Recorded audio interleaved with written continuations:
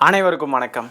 சட்டமன்றத்தில் மிகவும் முக்கியமான விஷயங்கள் எதையாவது பற்றி பேசுகிறப்போ தான் பார்த்தீங்கன்னா கரெக்டாக இந்த தாவைக்காவை சேர்ந்த அமைச்சர்கள் எம்எல்ஏக்கள்லாம் அப்படியே அந்த டாப்பிக்கை டைவர்ட் பண்ணி வேறு எதையாவது பேச போயிடுவாங்க. எப்போவுமே நம்ம இதை பார்த்துக்கிட்டு இருக்கோம். இது ஒரு வழக்கமாகவே செஞ்சுக்கிட்டு இருக்காங்க. அந்த வகையில் இப்போ என்ன நடந்திருக்கு அப்படின்னு பார்த்தீங்கன்னா, பரந்தூரில் அந்த ஏர்போர்ட் ப்ராஜெக்ட் கைவிடப்பட்டது இல்லையா, அது தொடர்பாக சட்டமன்றத்தில் இன்றைக்கி விவாதம் நடந்திருக்கு. இந்த விவாதத்தின் போது அமைச்சர் நிர்மல்குமார் அவர்கள் அதை டைவர்ட் பண்ணுற விதமாக தேவையில்லாமல் G2 அது இதுன்னு சொல்லிட்டு பேச ஆரம்பிச்சிட்டாரு. அதுக்கு அவர் எப்படி பேசினாரோ அதுக்கேற்ற மாதிரியான பதிலை இன்னைக்கு சட்டமன்றத்தில் வாங்கி கட்டியிருக்காரு. அவர் மட்டும் இல்லாமல் இன்னைக்கு சட்டமன்றத்தில் தாவேகா எம்எல்ஏக்கள் நல்ல பல்பு வாங்கியிருக்காங்க. நிறைய விஷயத்தில் எல்லாத்தையும் பொறுமையாக பார்ப்போம். முதலாவதாக அமைச்சர் CTR நிர்மல்குமார் என்ன பேசினாரு, அதுக்கு திமுகவுடைய முன்னாள் அமைச்சர் தங்கம் தென்னரசு அவர்கள் என்ன பேசியிருக்காங்க, எல்லாத்தையும் பார்ப்போம் வாருங்கள். இதில் இப்போ அதிகமாக கவலைப்பட்டு இங்கே கதறுபவர்கள் அனைவரும் பார்த்தீங்கன்னா ஒன்று G2 மாப்பிள்ளைக்காக இருக்கட்டும், இல்லைன்னா அதில் கருப்பு பணத்தை கொண்டு போய் முதலீடு செய்தவர்களாக இருக்கட்டும், வேற யாருக்காகவும் இருக்காது. கண்டிப்பாக விவசாயிகளை மட்டும்தான் கணக்கில் வைத்துக்கொண்டு இது செய்யப்பட்டிருக்குது, வேற யாருக்காகவும் இல்லை. சட்டத்துறை அமைச்சர் இந்த அளவிலே தன்னுடைய பதிலை விவாதத்தை கொண்டு போக விரும்புவார் என்றால், I can also pay you in the same currency. G2 மாப்பிள்ளை என்று நீங்கள் சொல்வீர் என்று சொன்னால், வேறு எந்த லாட்டரி மருமகனுக்காக புது விமான நிலையத்தை நீங்கள் கொண்டு போவீர் என்று நான் கேட்க முடியுமா? நான் கேட்கவா? நான் கேட்கிறேன்.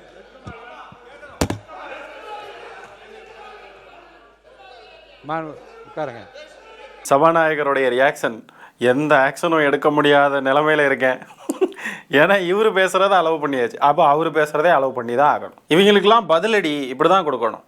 I can also pay in the same currency அப்படின்னு சொன்னார். பார்த்தீங்களா, நீ என்ன கொடுக்குறியோ அதையே எங்களுக்கும் கொடுக்க தெரியும் அப்படின்னு சொல்லி வச்சு தரமான செய்கை. எப்பவுமே இந்த மாதிரி சேம் கரன்சியிலேயே திமுக தாவேக்காவுக்கு பே பண்ணிருச்சு அப்படின்னா எப்பவுமே நல்லது. திமுக மட்டும் எப்பவும் நாகரீகம் கருதி அப்படின்னு சொல்லிட்டு அவங்க பேசுறத அப்படியே வேடிக்கை பார்த்துக்கிட்டு மட்டும் இருக்கக்கூடாது. அவங்க என்ன மாதிரி பேசுறாங்களோ அதையே திருப்பி பேச வேண்டியது தான். G2 பேசுகிறாங்களா, லாட்ரின்னு பேச வேண்டியதுதான். பார்த்தீங்களா, முக்கியமான விஷயங்கள். இப்போ பரந்தூர் விமான நிலையம் வேணும்னு திமுகவுடைய நிலைப்பாடு இருக்குது, வேண்டான்னு தாவேக்காவுடைய நிலைப்பாடு இருக்குது. திமுக தன்னுடைய கருத்துக்களை எடுத்து வைக்கிது. இந்த ஏர்போர்ட் தமிழ்நாட்டிற்கு எவ்வளோ முக்கியம், நம்மளுடைய வளர்ச்சிக்கு இது எவ்வளோ உதவும், இந்த மாதிரிப்பட்ட விஷயங்களை பேசுகிறதுக்கு முன் வருது. தாவேக்கா என்ன பண்ணுது பாருங்கள், அதை அப்படியே டைவர்ட் பண்ணுது. அப்படியே லூசுத்தனமாக G2 மருமகன் இதெல்லாம் எதுக்கு இப்போ, இதெல்லாம் என்னத்துக்கு இப்போ பேசணும், தேவையில்லாமல் சம்மந்தம் இல்லாமல் ஆக்கப்பூர்வமாக பேச முடியாது. ஏன்னா பேசுனா உண்மை என்னன்றது ஈஸியாக தெரிஞ்சிடும். இல்லைனா இவங்களால எதிர்வாதம் பண்ண முடியாது. திமுக ஒரு பாயிண்ட் சொல்லுதுன்னா அதுக்கு எதிரில் இருந்து இல்லை இது இப்படி இதனால சரிப்பட்டு வராது இது இப்படின்னு சொல்லிட்டு அவங்களால பேச தெரியாது, அவங்களுக்கு ஒன்றும் தெரியாது. அதனால என்னன்னா அதை அப்படியே மடமாற்றி விட்டுறது, அதை அப்படியே ட்ரிகர் பண்ணி விட்டுறது, அதை வேற விதமாக கொண்டு போயிடுறது. அன்னைக்கு என்னன்னா இதே மாதிரி தான் கரண்ட் பில் பிரச்சனையை பற்றி பேசிக்கிட்டு இருக்கிறப்போ இதே அமைச்சர் நிர்மல்குமார் உடனே பாத்ரூம்குள்ள போயிட்டாரு. முதல்ல கரூர் கம்பெனின்னு பேசி தேவையில்லாமல் வம்பிழுத்தாரு. அதுக்கப்புறம் பாத்ரூம் கண்காணிப்புத்துறை அமைச்சர் ஆயிட்டாரு. டக்குன்னு பாத்ரூம்குள்ள போய் கண்காணிக்க ஆரம்பிச்சிட்டார். இன்னைக்கு என்னன்னா இப்படி எப்போ பார்த்தாலும் கேட்குற கேள்விகளுக்கும் பேசக்கூடிய விவாதங்களுக்கும் சம்பந்தமே இல்லாமல் வேற எதையாவது பேசி டைவர்ட் பண்ணி விட்டுட்டு ஓடிடுறது. அடுத்ததான் தொழில்துறை அமைச்சர் கீர்த்தனா அவர்கள் பேசுகிறப்போ என்ன சொல்கிறாங்கன்னு பார்த்தீங்கன்னா, அந்த நிலம் இருக்கு இல்லையா, கையகப்படுத்தின நிலம், அந்த நிலத்தில் ஏர்போர்ட் கொண்டு வர போகிறது கிடையாது. வேற ஏதாவது அங்கே தொழிலுக்கான திட்டங்கள் அங்கே செயல்படுத்தப்படும் அப்படின்னு சொல்கிறாங்க. லேண்ட் அக்யூசிஷன் ஆக்ட் அப்படின்ட்டு ஒரு சட்டம் இருக்குங்க. அந்த சட்டத்தின்படி இந்த மாதிரி கையகப்படுத்தக்கூடிய நிலங்கள் இருக்கு இல்லையா, அது எந்த நோக்கத்திற்காக கையகப்படுத்துகிறாங்களோ அந்த நோக்கத்திற்காக மட்டும்தான் அதை யூஸ் பண்ணணும் அப்படின்ட்டு சட்டம் இருக்குது. இப்போது வேற ஏதாவது திட்டங்களுக்காக யூஸ் பண்ணோம் அப்படின்னா அது எப்படி பண்ண முடியும்? எந்த நோக்கத்திற்காக கையகப்படுத்தணுமோ அதுக்காக தானே யூஸ் பண்ண முடியும். வேற ஏதாவது செய்வோன்னு எப்படி ஒரு கவர்மெண்ட்டே சொல்ல முடியும்? ஒரு தொழில்துறை அமைச்சர் எப்படி இதை சொல்ல முடியுது? கீர்த்தனா அவர்கள் என்ன சொல்றாங்கன்னா, மக்களை பாதிக்காதவாறு அங்கே ஏதாவது தொழிலுக்கான திட்டங்கள்லாம் செயல்படுத்தப்படும் அப்படின்னு சொல்றாங்க. விவசாயம் செய்யலைனாவே அது பாதிப்பு தானே. அப்போ அங்கே விவசாயம் செய்ய முடியாதுன்ற சூழல் இருக்கிறப்போ அதுக்கு ஏர்போர்ட்டே போயிடலாமே. அடுத்தது அமைச்சர் ஆதவ அர்ஜுனா அவர்கள், அவர் எப்படிப்பட்ட பல்பு வாங்கியிருக்காருன்னு பாருங்க. எதிர்கட்சி தலைவர் உதயநிதி ஸ்டாலின் அவர்கள் கிட்ட இன்னைக்கு தான் அவரே ஒத்துக்கிட்டாரு. நாங்களாம் பேசும்போது சட்டமன்ற உறுப்பினர் ஆசிரியர் எப்பயுமே எந்திரிச்சு குரல் கொடுப்பாரு அப்படின்னு. இந்த வழி இன்னைக்கு அவருக்கு தெரியுது. நான் எந்திரிக்கும் போது எப்பயுமே அவர் எந்திரிச்சு எப்பயுமே எல்லாத்தோட பேச்ச நிப்பாட்டுவாரு. இன்னைக்கு அவருக்கே அந்த உணர்வு வருது, நான் பேசும்போது எல்லாரும் குறுக்கிறாங்கன்னு.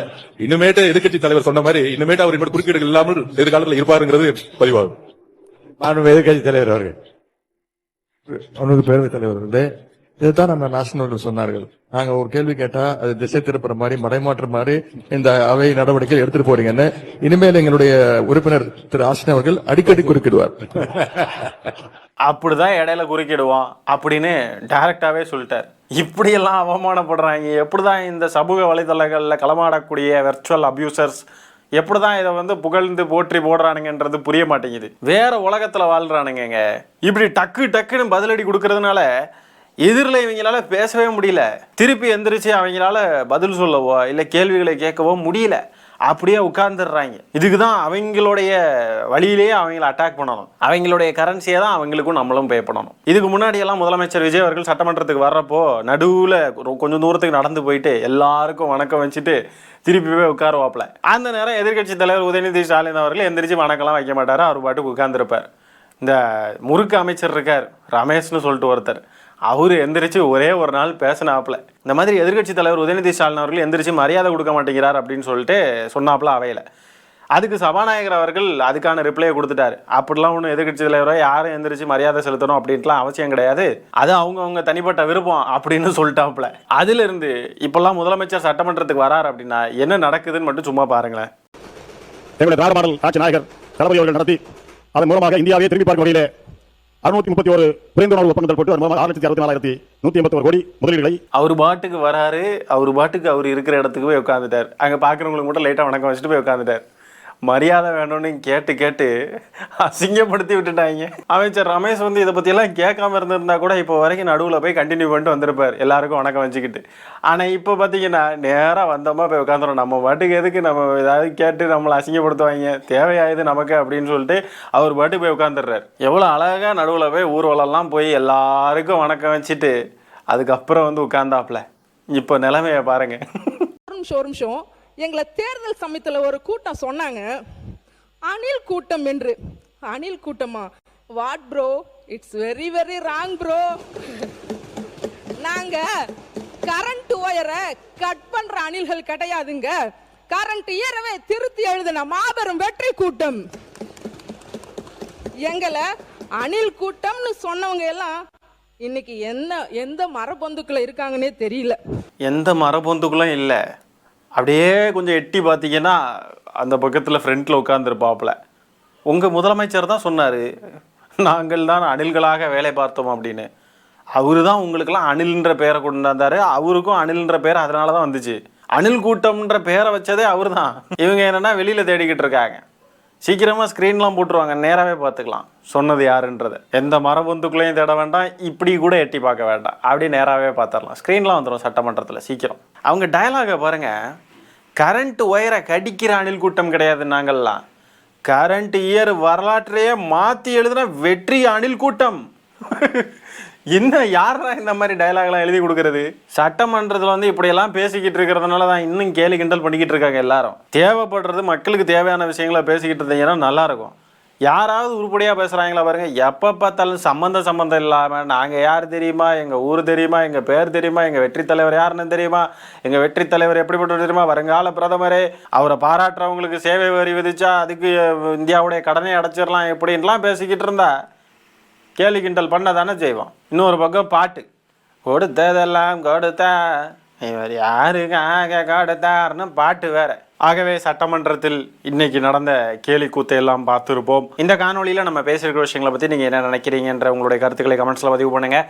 இந்த காணொலியை நான் இத்துடன் நிறைவு செய்து கொள்கிறேன். நன்றி, வணக்கம்.